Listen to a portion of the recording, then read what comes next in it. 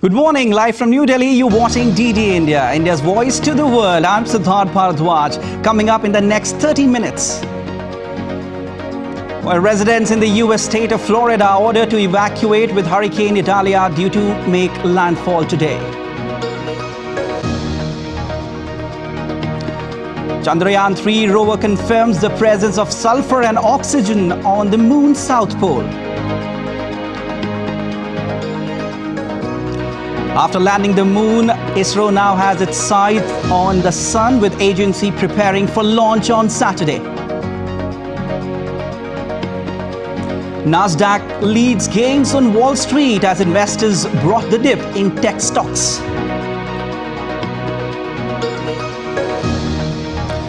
Cricket Asia Cup 2023 set to kick off today with a clash between Pakistan and Nepal.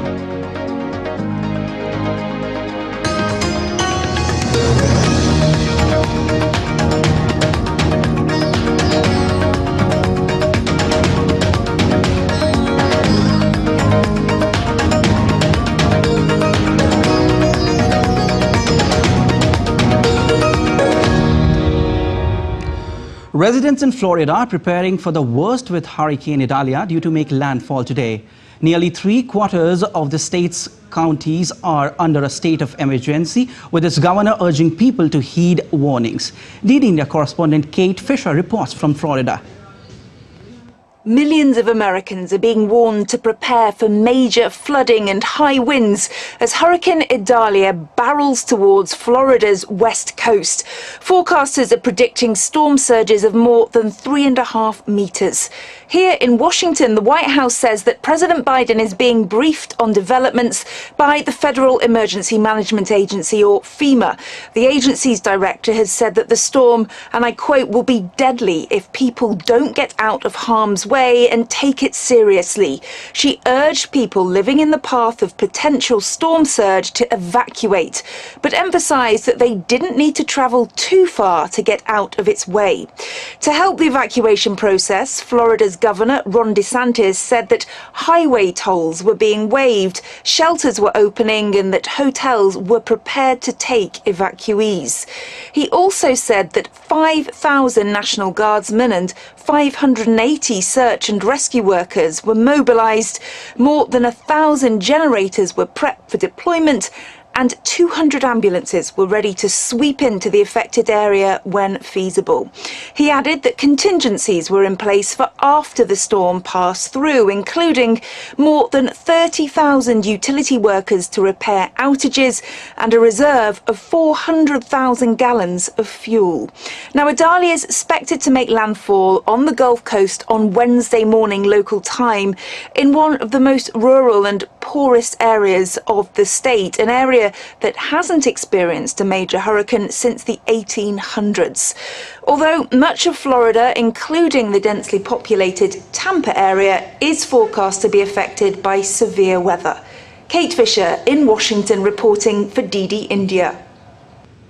India's lunar mission Chandrayaan 3 has confirmed the presence of sulphur on the moon's surface.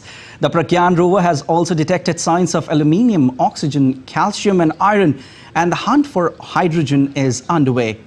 India's space agency said yesterday that the rover had been rerouted safely after encountering a 4-meter crater on the lunar surface.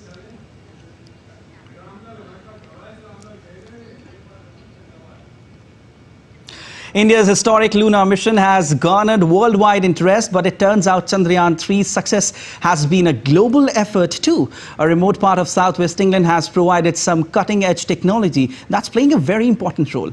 Our reporter John Beaver got a rare behind-the-scenes look at the satellite Earth station, helping to keep mission control under control. 7,000 kilometres from India is an array of equipment communicating with objects much further away. The Goonhilly Satellite Earth Station spent a large part of its early life dedicated to broadcasting TV signals.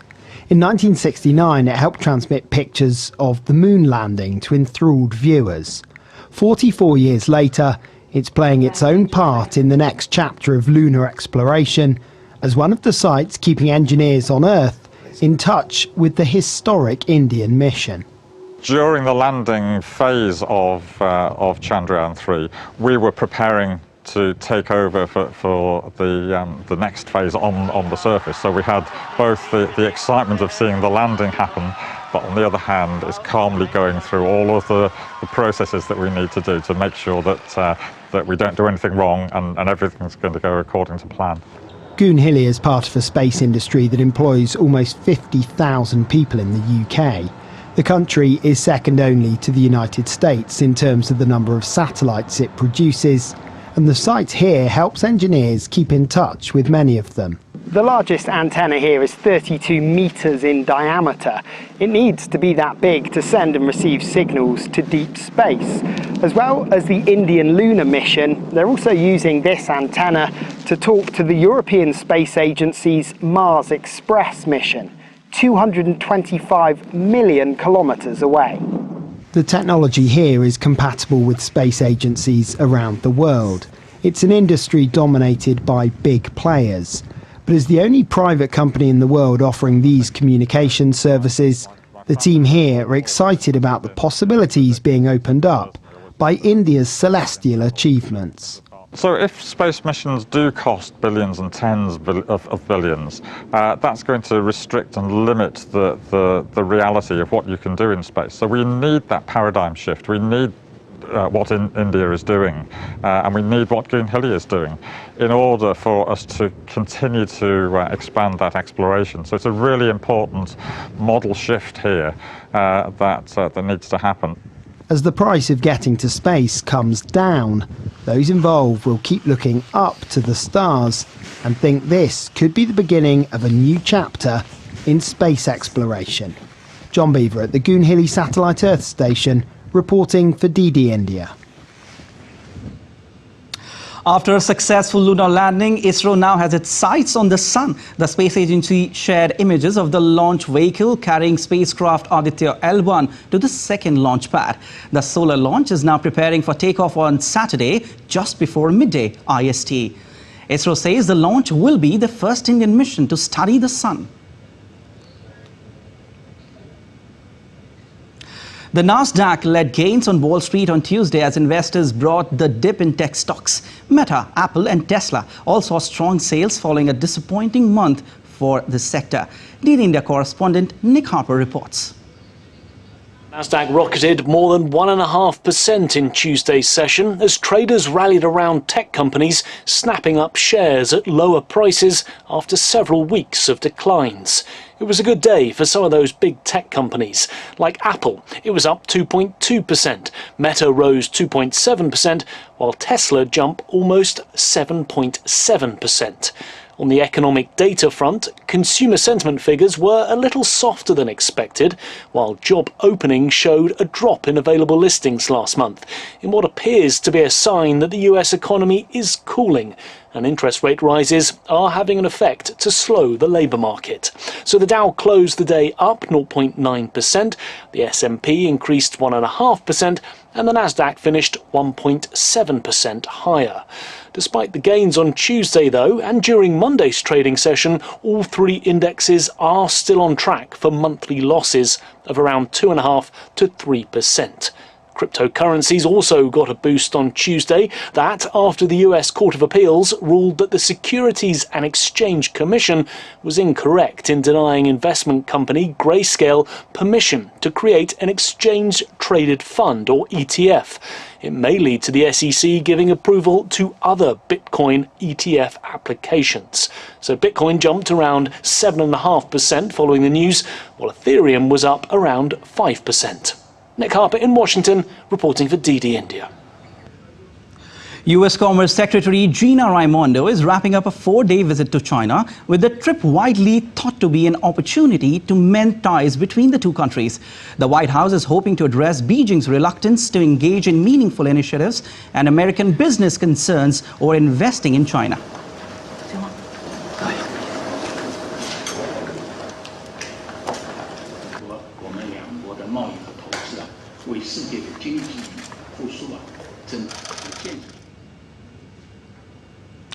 And DD India correspondent Andrew Wood joins us now from Hong Kong. Andrew, what have you got for us? How are the talks progressing? Have there been any breakthroughs? I don't think anybody was expecting a big breakthrough here. Ms. Raimondo is the fourth senior politician to visit, American politician, to visit Beijing in the past couple of months, trying to improve ties.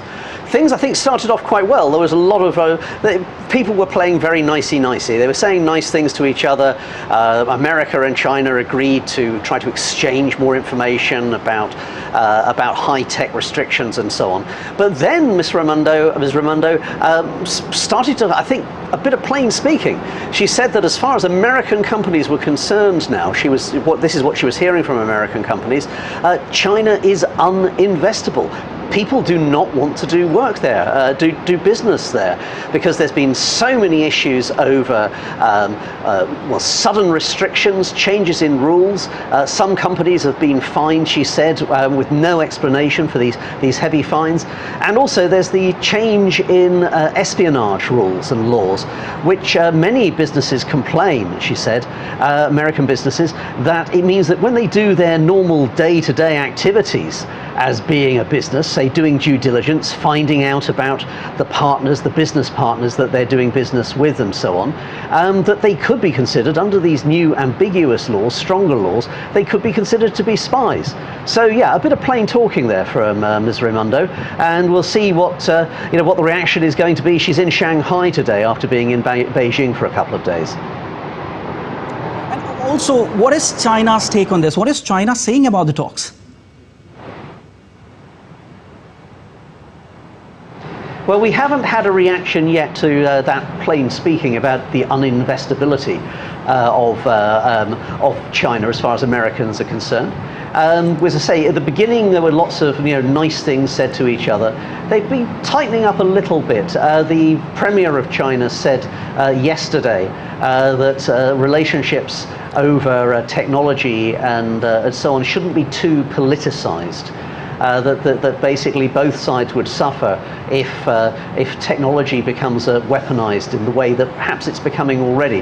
America, don't forget, has put very tough restrictions on selling the latest and most powerful chips and software used perhaps in artificial intelligence and facial recognition and so on, surveillance, selling that to Chinese companies. China has reacted in recent months by banning the use of chips made by a company called Micron, one of the biggest chip makers in the world, memory chips, in what they thought were security, uses that might have security implications, like being used in government offices and so on. All right, thank you so much, Andrew, for joining in.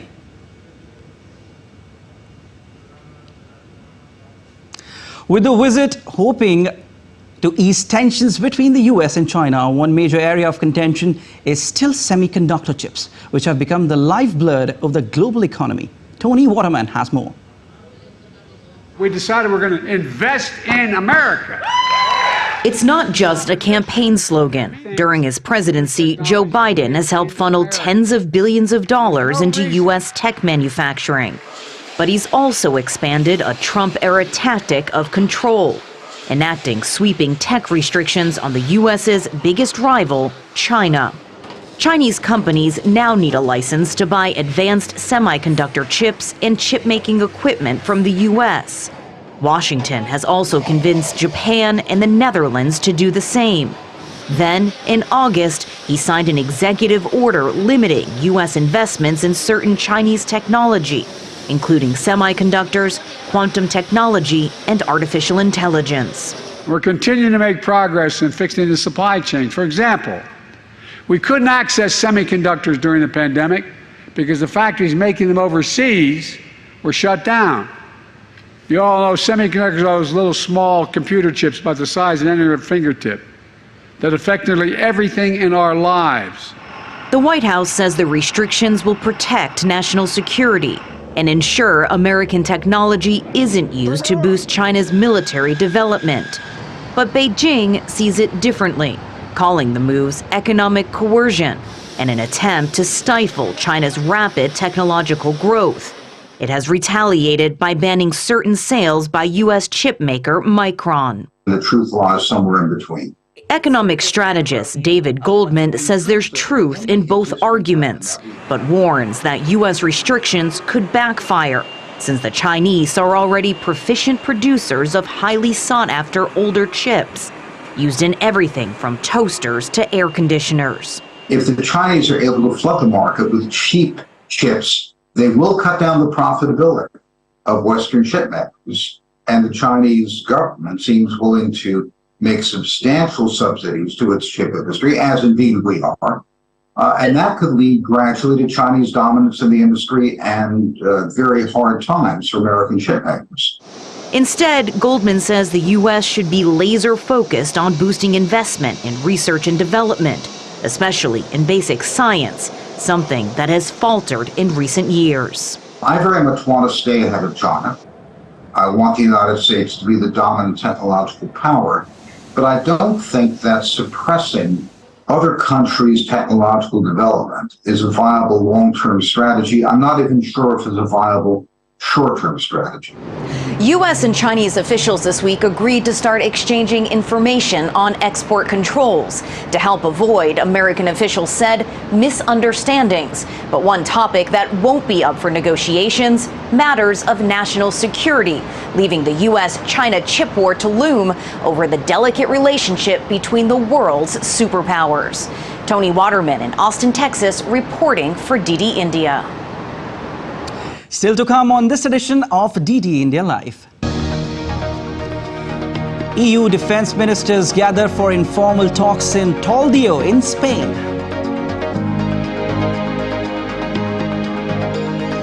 London Mayor Sadiq Khan says clean air is a right, not a privilege, as the city's ultra-low emission zone expanded. Heavy rain leaves a trail of destruction in various parts of Bolivia.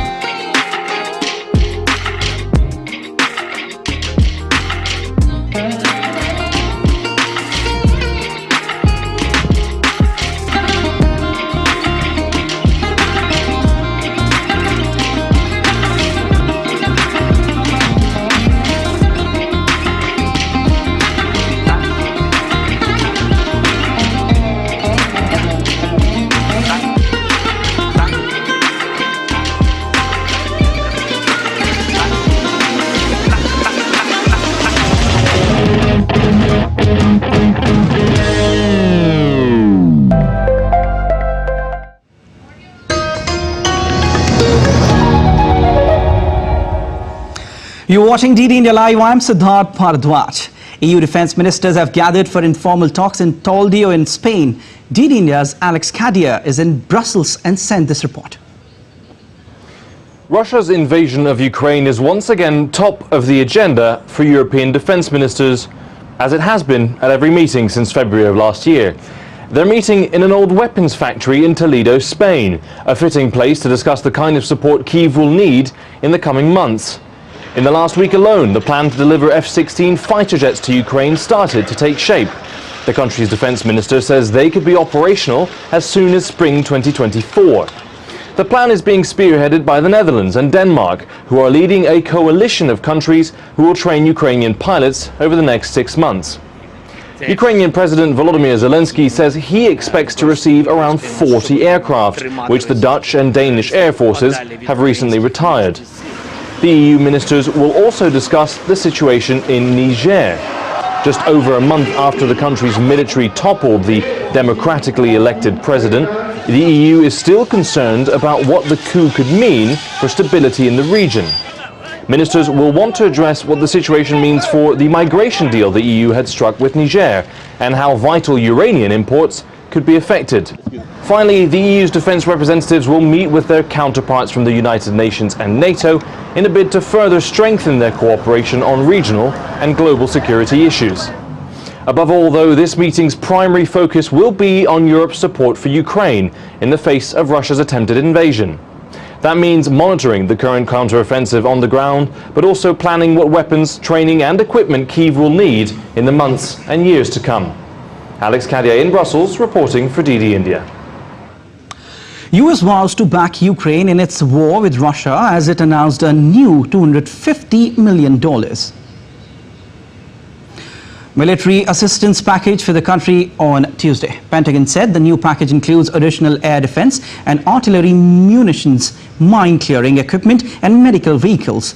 Moreover, the new package funded through money previously approved by Congress also includes over 3 million rounds of small arms ammunition. Over $43 billion in US military aid has been provided to Ukraine since it began its war with Russia. President Joe Biden earlier this month asked Congress to approve an additional $24 billion in assistance. Today, the Biden-Harris administration is announcing a new package of security assistance for Ukraine to meet Ukraine's critical security and defense needs. It includes additional mine-clearing equipment, missiles for air defense, ammunition for artillery and HIMARS systems, and over 3 million rounds of small arms ammunition. This package will help Ukrainian forces on the battlefield and support its air defenses. The United States and our allies and partners will stand with Ukraine for as long as it takes. Ukraine's drone missiles hit a military airport in the Russian city of Pskov on Wednesday. A video footage showed smoke and fire rising from distance after a huge explosion. However, no injuries were reported. A Russian media reports say 4 Ilyushin 76 transport planes were damaged at the military airfield. The local governor said the military was repelling as the anti-aircraft systems were in action around the city. London Mayor Sadiq Khan says clean air is a right, not a privilege, as the city's ultra-low emission zone is expanded this week. The scheme has sparked small protests, with opponents saying it's been introduced too quickly and disproportionately affects poorer residents. DD India correspondent Julia Chapman reports. All 32 London boroughs now fall under the ultra-low emission zone, meaning drivers of older, more polluting cars need to pay a charge in order to enter that area. This is a scheme that was first introduced in central London in 2019 in order to bring down pollution levels in the British capital. Since then, it has expanded twice. It now encompasses the entire area of Greater London, but it's not been without its controversy. There are many very vocal opponents to ULEZ, many of whom say that it is simply too quick to be bringing out this expansion of the ULEZ zone. Many as well objecting to the cost, saying this is a time where there are huge cost of living pressures on London residents, and this is simply an inappropriate time to put this additional burden on them. But the London mayor says that 9 out of 10 cars are already ULEZ compliant in the capital, so it will be a relatively low number of people affected. And there are also incentives for those with more polluting non-compliant cars to scrap those vehicles and buy new ones. Each of them are eligible for around £2,000 or $2,500 in order to do that. Now, some say that's simply not going to be enough for a brand new car, but that is the incentive that is being offered in order to get pollution levels down, which the London Mayor Sadiq Khan says is necessary because there are some 4,000 premature deaths in the capital every year that are directly linked to air pollution. Julia Chapman in London, reporting for DD India.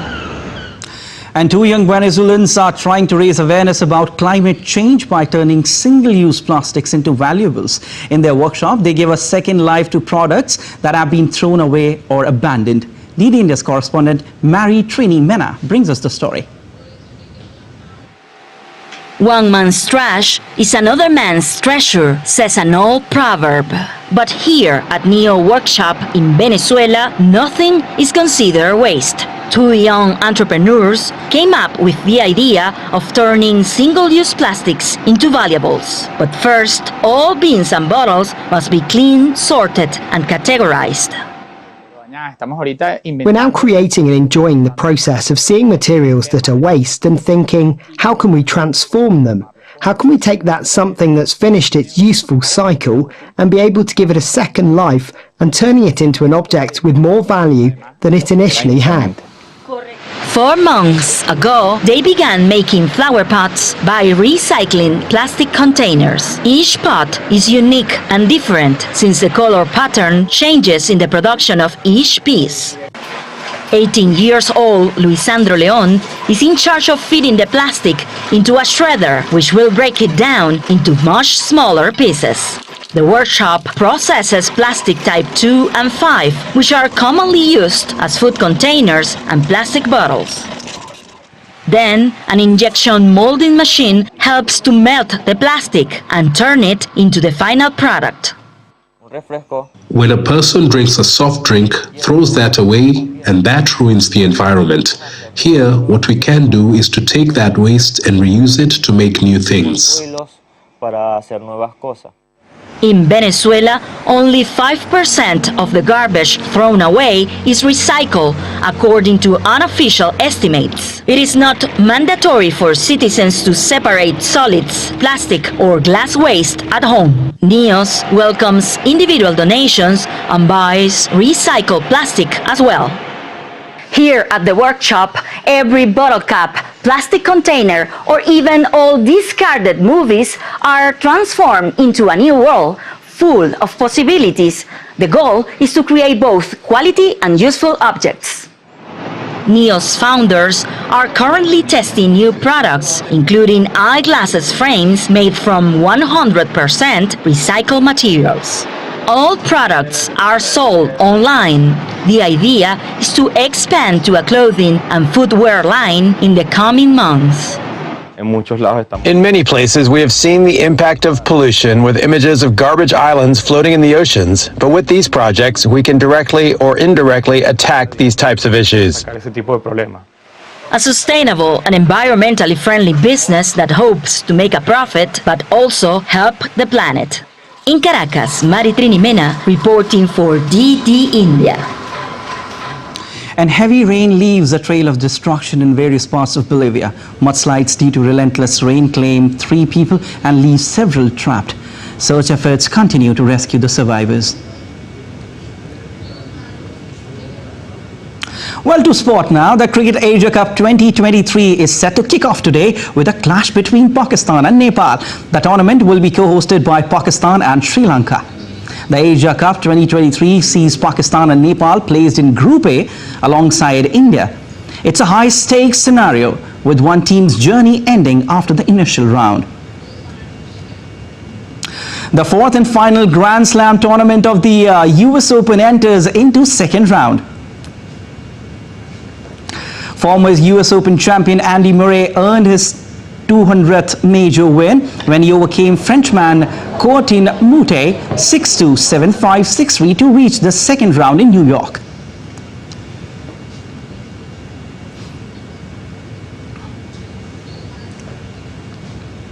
That's all for this edition of DD India Live, but let us know your thoughts on the news of the day. You can connect with us on Facebook, X formerly known as Twitter, and Instagram. We'll be back with more news as it breaks here on DD India. I'm Siddharth Bharadwaj from all of us here in Delhi. Thanks for watching DD India Live.